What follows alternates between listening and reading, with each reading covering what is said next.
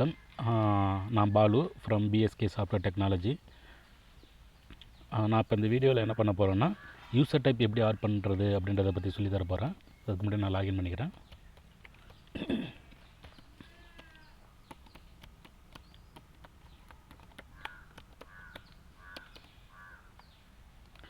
Okay, user type.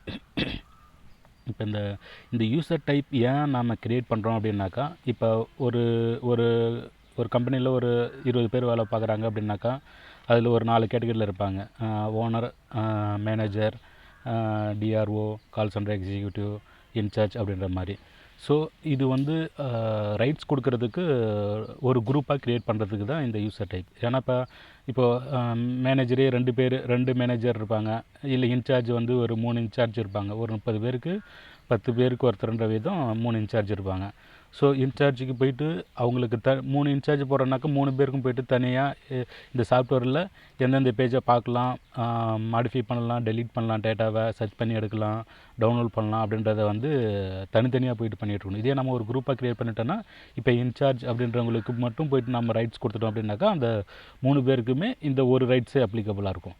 அதே போல் call centre executive ஒரு 10 பேர் இருக்காங்கனாக்கா 10 பேருக்கும் போய்ட்டு நம்ம யூசர் ரைட்ஸ் க்ரியேட் பண்ணும்போது தனித்தனியாக இண்டிவிஜுவலாக பண்ணிகிட்ருக்கணும். இதே ஒரு குரூப்பாக க்ரியேட் பண்ணிட்டோம் அப்படின்னாக்கா, அது ஒருத்தருக்கு இன்சார்ஜ் கால் சென்டர் எக்ஸிக்யூட்டிவ்னு ஒருத்தருக்கு போய்ட்டு நம்ம யூசர் ரைட்ஸ் செட் பண்ணாலே அது எல்லாருக்கும் செட் ஆகிற மாதிரி வந்துடும். ஸோ இப்போ ஏற்கனவே அட்மின் ஒரு யூசர் ரைட்ஸ் க்ரியேட் பண்ணியிருக்கேன். இப்போ நான் இன்னொரு யூசர் ரைட்ஸ் இப்போ நான் மேனேஜர் அப்படின்ற மாதிரி க்ரியேட் பண்ண போகிறேன். மேனேஜர்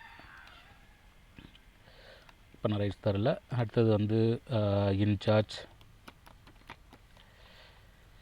இன்சார்ஜ் அப்படின்ற மாதிரி க்ரியேட் பண்ணியிருக்கேன்.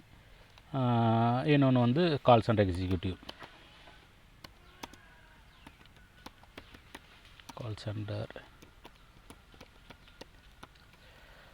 எக்ஸிக்யூட்டிவ். ஸோ இது போல் தான் நம்ம யூசர் ரைட்ஸ் க்ரியேட் பண்ணிக்கணும். இதில் உங்களுக்கு எது தேவையில்லைனாலும் நீங்கள் டெலீட் பண்ணிவிட்டு நீங்கள் மறுபடியும் க்ரியேட் பண்ணிக்கலாம்.